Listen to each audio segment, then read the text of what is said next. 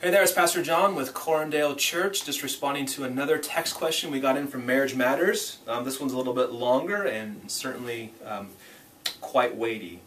It says, what should a wife do if her husband hasn't had an affair and chooses to leave the marriage to pursue another relationship? Both were Christians when they were married. Apparently the husband has become distant from God. He's questioning a lot of things, has followed the path of sin. I still love him and honor God in my vows, but once the paperwork is signed, what is the right response? Am I to remain alone, or am I to move on? So, first of all, obviously, this is a devastating question. Nobody wants to hear that these things go on, and yet they do go on, and so just know that our heart is for you, and it just breaks my heart to hear that this is going on for you and in your marriage. To your question, you're asking, what is your responsibility?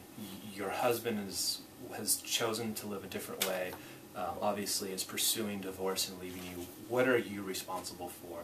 And here's what I would say. First of all, be praying. Be praying that God would change his heart. You can't argue your husband into changing his mind. There's nothing that you and I or anybody else can do that will change his heart, but God can change his heart. God has the power to change his heart, and so I would beg and plead with God to change his heart, and have your friends praying with you for God to change his heart and to turn him towards reconciliation. So first would be prayer. The second thing would be this. I'd be curious if your husband would be willing to sit down with a pastor or two pastors just to talk things out, just to sit down with some guys who will listen to him, and maybe that he might be willing to listen to some insider input that they have. So consider whether or not that is an option for him. If the husband is unrepentant, if the husband won't change his heart, won't change his mind, he won't listen, if he pursues and files the papers and finalizes his divorce, here's what you need to know. The question, should I move on? What I hear in that is, should I start looking for somebody else? And here's the word that I think is important, is wait. You want to wait. First of all, you want to wait for your husband to see if his heart changes, even after the divorce, to allow time for maybe God can do that. We've seen that happen in a marriage here where a couple was married and they actually got divorced and left, and people prayed for them and talked to them, and they repented, and now they're remarried, and now they have a baby, and it's a beautiful thing, and God can do that. So I would wait. I would not be quick to move on or look for other relationships. Also, you're going to have some real needs. You're going to need some counseling. You're going to need some women to love you and to pour into you and to care for you.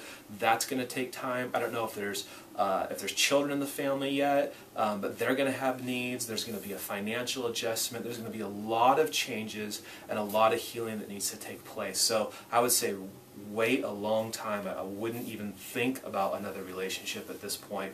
Give time for God to work. Seek God. Ask him to work.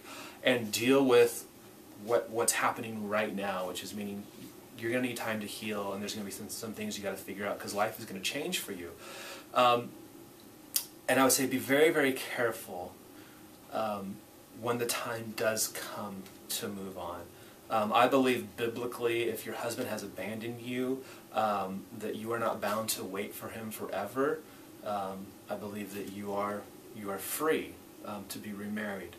However, I would say this: 70 to 75% of people who get remarried, those marriages end in divorce, and there's a reason for that. The danger is that when we come out of a destructive marriage, when a marriage ends in divorce, there's a lot of bitterness, and bitterness leads to blindness. And what I mean by that is that you can look at the marriage and see what your husband has done or what the other spouse has done that was hurtful, and that can blind you to your own sin. And it can set you up to where you think the marriage fell apart simply because of the other spouse, and if you get into another marriage, that will be better. And that's not always true. In fact, statistically we know that people who get remarried, their chances for divorce are about 50%. They increase 50%, so you're talking about 70 to 75% divorce rate. And that's because people go into that second marriage bitter, and bitterness leads to blindness. And so I would say wait, go slow, go incredibly slow, allow time for God to move, allow time for yourself to heal. And when the time comes, if that time comes for you to pursue another relationship, I would say come talk to the pastors here.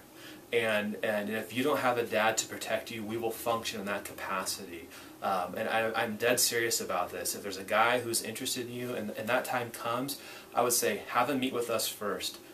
We will work to protect you. We will make sure he's a good guy. He knows what he's getting into, and hold him accountable to what the Bible calls him to.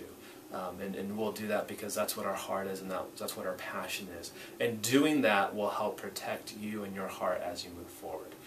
So I don't know if that's what you wanted to hear, but I believe it's true, and I believe it's wise. So is there anything else that we can do or I can do?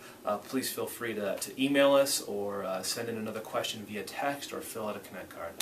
All right, thanks a lot.